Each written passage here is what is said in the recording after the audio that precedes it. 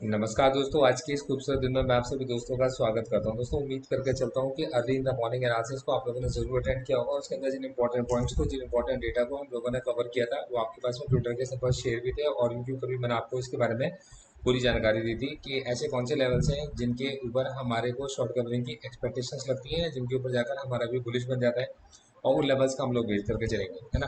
और दोस्तों, उसके पीछे की जो वजह थी उसके बारे में भी मैंने आपसे डिस्कशन किया था कि मैं आपको शाम को जरूर बता के चलूंगा। और मार्केट के लिए हमें किस जगह पर बुलिश होना है, उसके पीछे की क्या वजह है, वो भी मैं आपको बता के गया था। एफ का डेटा, डी का डेटा, डाउ जोन्स के नए हाइस के बारे में, यूरोप के रेड होने के बारे में और एशियन मार्केट्स के स्लो डाउन के बारे में मैंने आपसे हर चीज़ का जिक्र अर्ली इन द मॉर्निंग किया था। मैं उम्मीद करता हूँ ये आप लोगों ने मिस नहीं किया होगा।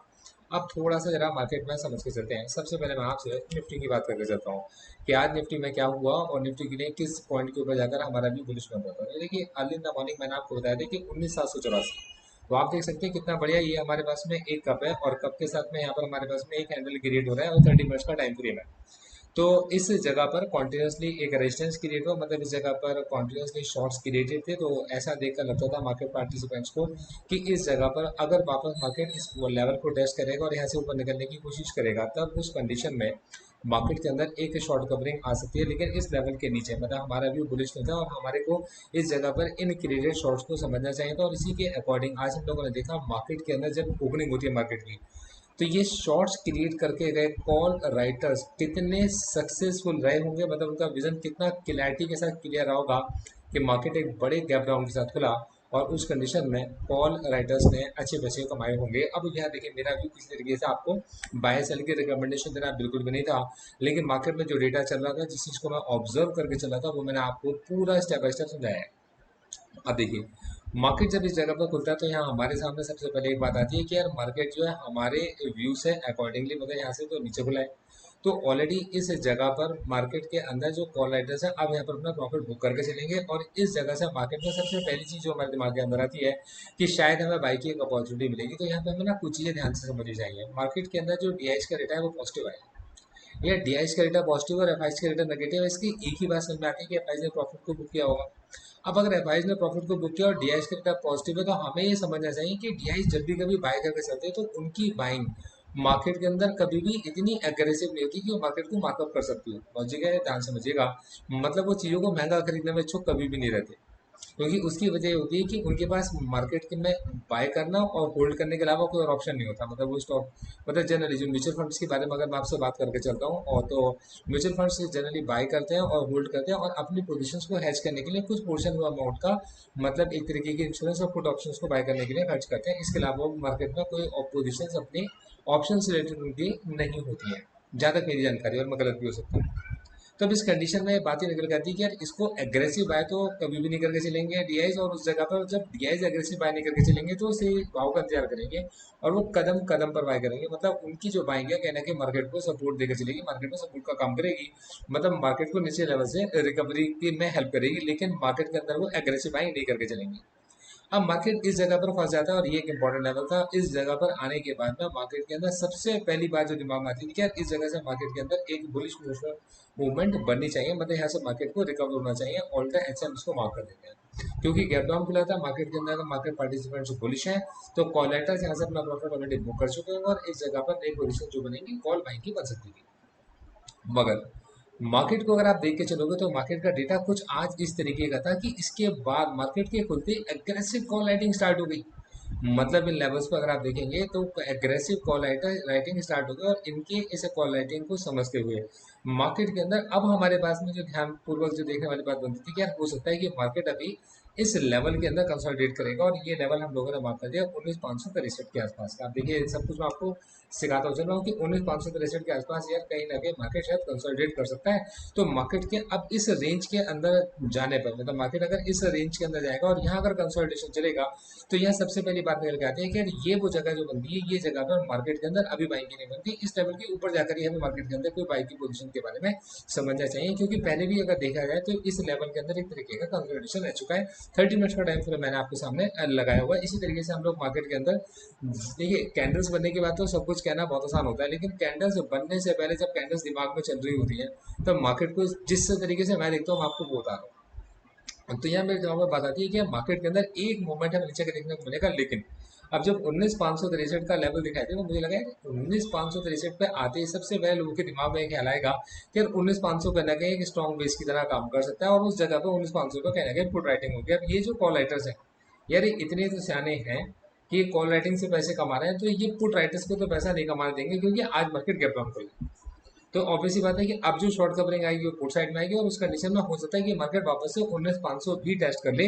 तो अब इस कंडीशन में मार्केट के अंदर हमारे पास में एक ही सिचुएशन बची थी, वो ये कि अगर किसी जगह पर हम पुट के अंदर राइटिंग में है, शॉर्ट है, तो हम अपने उस शॉर्ट को लॉस में बाहर निकल जाए, मतलब उससे उससे अपने लॉस को कवर कर लें और उस लॉस को हटा लें, बस में हट जाए, और नई पोजीशन जो हम खरीदें आपके पास है पुट को कवरिंग की पोजीशन खरीदें, मतलब पुट की बाइंग की पोजीशन को हम लोग देख कर चलते हैं। तो मार्केट के अंदर हम लोगों ने कुछ ऐसा किया भी, और मार्केट में एग्जैक्टली इसी जगह पर देखिए, मैं ये जो वीडियो बना के चलो, ये मेरे उन क्लाइंट्स को बताने के लिए भी जिन्होंने आज की मार्केट पोजीशंस के मतलब मेरे रेशंस को जानना चाहा होगा, और पब्लिक के लिए लर्निंग प्रोसेस के लिए मैं आपके साथ बता के आपको चलूँ, जिससे कि आप लोग उसको समझ पाओ।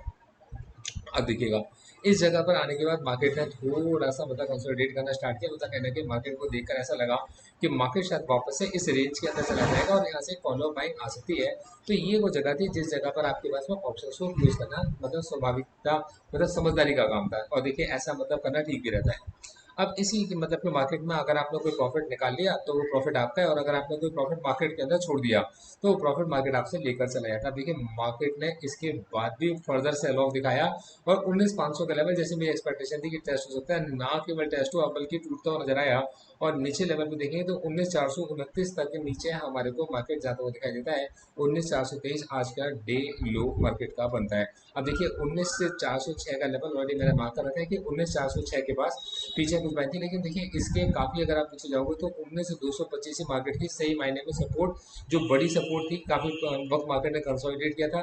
19,225 निकली थी, मतलब 19,225 से जो लॉन्ग पोजीशन थी उन्होंने अगर अपना कोई प्रॉफिट बुक किया होगा तो शायद वो मार्केट में वापस अपनी पोजीशंस को एवरेज जो करेंगे 19,225 के पास ही शायद वो कर चलेंगे, अगर मार्केट के लिए उनका व्यू बुलिश है तो। अब देखिए मार्केट के लिए जो 19,563 का लेवल है वापस से प्राइस रिजेक्शन के लेवल की तरह काम कर रहा है, और 19,563 से लेकर 19,655 हमारे लिए एक ऐसी रेंज बन गई है कि इस रेंज के अंदर जब मार्केट कंसोलिडेट करेगा तब उसके बाद में हमारे को मार्केट के अंदर कोई नई मूवमेंट अपसाइड की देखने को मिल सकती है। तो दोस्तों ये मेरा व्यू था निफ्टी को लेकर, मतलब इस चीज़ को मैंने निफ्टी के बारे में आपके साथ में जो मेरा व्यू था वो कुछ इस तरीके का क्रिएट हुआ था कि 19,650 से 19,835 की रेंज में निफ्टी है जो ट्रेड कर रहा है। तो देखिए 19,635 से लेकर 19,835 के बीच में निफ्टी है जो कहीं पर ट्रेड कर रहा है, और उस जगह पर मतलब इस कंसोलिडेशन के बाद जो हमें ब्रेकआउट मिलेगा वो 650 के नीचे मिलेगा। और अगर हमें 650 के नीचे का ब्रेकआउट मिला, मतलब ब्रेकडाउन अगर हमें देखने को मिला 650 के नीचे का, तो काफ़ी नीचे तक के लेवल्स हमें देखने को मिलेंगे, और मार्केट ने हमें ये दिखा दिया 19,423 तक का लो भी आज मार्केट ने हमें दिखा दिया। एग्जैक्टली देखिए 19,655 के बाद से मार्केट के अंदर जो सेल ऑफ क्रिएट हुआ है, ये सेल ऑफ आप देखिए ना, यहाँ पे खुलने के बाद मार्केट ने एक रिकवरी दिखाई, मतलब मार्केट वापस से ऊपर की तरफ गया, और मार्केट की ये रिकवरी देखने में बनती हुई थी, मैंने आपको बताया भी था। और फिर उसके बाद जो मार्केट में सेल ऑफ आया तो उसके बाद से ये जो ओपनिंग प्राइस के टूटने के बाद से मार्केट संभल ही नहीं पाया, मतलब 650 के लेवल के टूटने के बाद मार्केट लगातार नीचे गिरता चला गया, और 19,425 तक मार्केट मूव कर गया। ये मतलब ये लेवल है, इसको आप समझ पाओगे।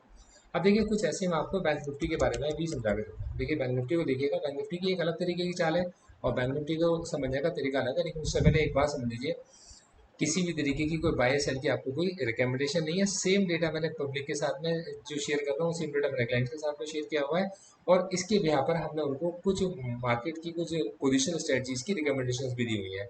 अब देखिएगा, अब यहाँ पर अगर आप देखेंगे तो हमारे पास 45,526 से 45,647, तो देखिए 45,647 एक बहुत ही इंपॉर्टेंट लेवल था, और अगर सुबह का एनालिसिस आप लोगों ने मेरा मिस नहीं किया है तो वहाँ मैंने आपको बताया था कि 45,647 के पास से मार्केट ने लगातार प्राइस रिजेक्शन भी किया है।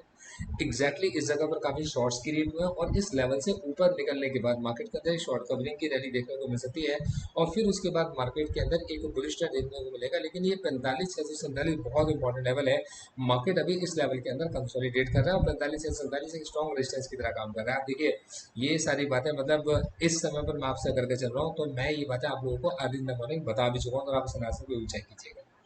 अब देखिए मार्केट जो खुलता है 45,526 के नीचे गैप डाउन खुलता है। अब यार मार्केट गैप डाउन खुलेगा अपने उस लेवल के पास आएगा जिस जगह से मार्केट वापस से रिकवर हो चुका है, तो सबसे पहला आइडियल जो दिमाग के अंदर आता है वो आता है बाय। तो देखिए मार्केट एग्जैक्टली जिस जगह पर ध्यान समझिएगा, मार्केट जिस जगह पर ओपन हुआ वहां से मार्केट के अंदर एक रिकवरी आती है और फिर मार्केट के अंदर एक सेल ऑफ आता है। तो मार्केट जिस जगह पर ओपन हुआ, मार्केट वहां से रिकवर होता हुआ गया और एक रिकवरी आई बैंक निफ्टी के अंदर। मार्केट पार्टिसिपेंट ने बाय करा, लेकिन followed by a sell off, और मार्केट वापस उसी लेवल तक आ गया। अब जैसे ही इस लेवल पर आया तो मतलब अब वापस से मतलब मार्केट का जो ट्रेंड था अब वो बदल चुका है। अब आपको यहाँ पर देख के लग भी रहा होगा कि मार्केट का ट्रेंड बदला और फिर इस लेवल के नीचे मार्केट के अंदर से एक सेलिंग स्टार्ट हो गई। तो कितना छोटा सा स्टॉप लॉस मार्केट पार्टिसिपेंट ने लिया होगा, एक या दो बार उनका स्टॉप लॉस हिट हुआ होगा, और फिर उसके बाद मार्केट के अंदर जो सेलिंग की पोजीशन थी वो काफ़ी रिवॉर्डिंग सिचुएशन थी। और मार्केट में काफ़ी नीचे के लेवल तक मार्केट ने हमारे को मूव करके दिखाया यार। 45,000 के लेवल का टूटना और 45,747 के नीचे तक मार्केट का आना, जिसमें 742 मार्केट का लो रहा है, तो 45,747 तक मार्केट का आना मार्केट के लिए एक कहीं से भी अच्छी बात नहीं है फाइनेंस सेक्टर के स्टॉक्स की तरफ से, क्योंकि फाइनेंस सेक्टर के स्टॉक्स के अच्छे रिजल्ट्स के बाद भी स्टॉक्स के अंदर वो मूवमेंट नहीं आई है जिनकी हमारे को एक्सपेक्टेशन थी।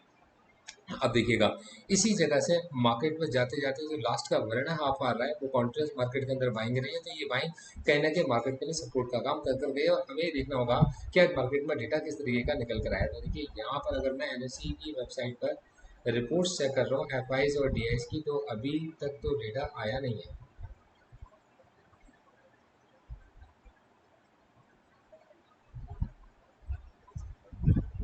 देखिए अभी तक हमारे पास केवल 1 अगस्त तक का डेटा अभी अवेलेबल है और अभी तक मार्केट के अंदर और डेटा अभी फर्दर नहीं आया है। तो खैर चलिए, जब वो आता है तो हमें इसके बारे में पता चलेगा। अब देखिए निफ्टी बैंक के साथ ही अब हम लोग लेके चलेंगे अगर फाइनेंस निफ्टी को। तो देखिए फाइनेंस निफ्टी के बारे में एक बात मैं आपको बताऊंगा जो आपको बहुत अच्छी लगेगी। फाइनेंस निफ्टी के अंदर खास बात ये है कि इसके अंदर ना ऑप्शन की सेलर ज़्यादा नहीं है। अब क्योंकि इसके अंदर ऑप्शन की सेलर ज़्यादा नहीं है तो इसके ऑप्शन का प्राइस कभी भी फेयर प्राइस नहीं होता। मतलब जहाँ पर देखिए जहाँ पर ग्राहक मौजूद नहीं है तो वहाँ पर आपके पास में जो ऑप्शन के जो प्राइसेस है वो आपको फेयर नहीं मिलते। मतलब आप ये देखिए कि अगर आप कॉल ऑप्शन को भी बाय करके चलते हैं तो मार्केट आपकी डायरेक्शन में जाने के बाद भी वो कॉल ऑप्शन की वैल्यू नहीं बढ़ेगी इतना। और मार्केट अगर डाउन साइड में जाएगा और आपने अगर पुट ऑप्शन को बाय कर रखा है तो मार्केट के डाउन साइड जाने के बाद भी पुट ऑप्शन की वैल्यू के अंदर कोई इजाफा नहीं होगा जो होना चाहिए था। तो जनरली इनकी जो कॉल और इसकी जो पुट है वो बहुत ओवर प्राइस्ड होती है। तो मतलब मार्केट के अंदर ये एक ऐसी जगह है जो जनरली क्या होता है कि एक पॉइंट के आसपास ही कहीं ना कहीं कंसोलिडेट करता है और मार्केट में इसमें जो अपॉर्चुनिटीज निकल कर आती है वो हेड स्ट्रेटजीज की ही निकल कर आती है। तो मतलब फाइनेंस निफ्टी के अंदर जो स्ट्रेटजीज निकल कर आती है वो हेड स्ट्रेटजीज की निकल कर आती है। इसके अंदर समय के साथ साथ हम लोग प्रीमियम देंगे भी और प्रीमियम लेंगे भी। तो मतलब यही चीज़ें इसके अंदर चल रही होती हैं।